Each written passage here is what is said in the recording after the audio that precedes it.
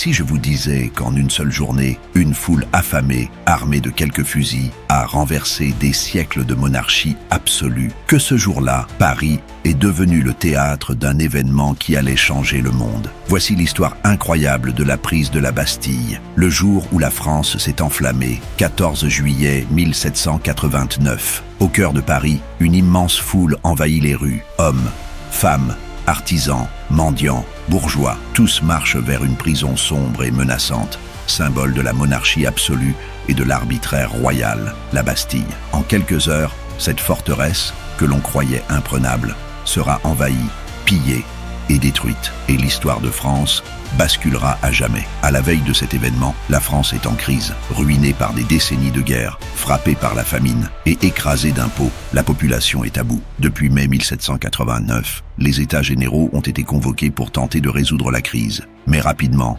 les représentants du tiers-État, ceux du peuple, se heurtent aux privilèges de la noblesse et du clergé. En juin, ils se proclament Assemblée nationale et jurent de donner une constitution à la France. Mais le roi, Louis XVI, reste silencieux et rassemble des troupes autour de Paris. Puis, le 11 juillet, il renvoie brutalement Jacques Necker, ministre populaire auprès du peuple. La nouvelle met le feu aux poudres. Paris s'enflamme. Dans les rues, on craint un massacre. Des milices bourgeoises s'organisent, des arsenaux sont pillés. Le 13 juillet, la foule prend d'assaut l'hôtel des Invalides et récupère 30 000 fusils. Mais il manque la poudre. Alors, tous les regards se tournent vers la Bastille. Cette vieille forteresse médiévale, prison d'État, n'abrite que 7 prisonniers anonymes. Mais elle est, dans l'imaginaire collectif, le symbole même de la répression royale. Ce 14 juillet au matin, des milliers de Parisiens marchent vers elle. Ils encerclent la forteresse dès 10 heures. Le gouverneur,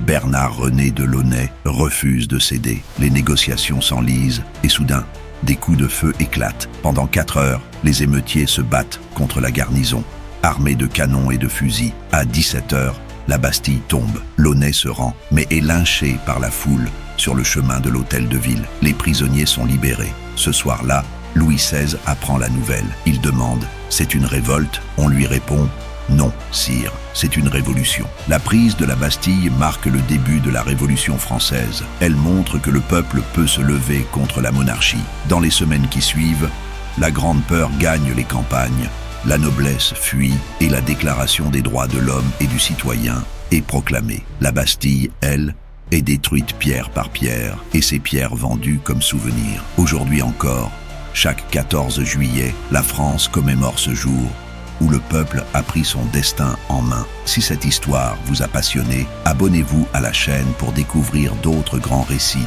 qui ont façonné l'histoire. Laissez un like, partagez la vidéo et dites-moi en commentaire quel autre événement historique aimeriez-vous revivre. À très vite pour un nouveau voyage dans le passé.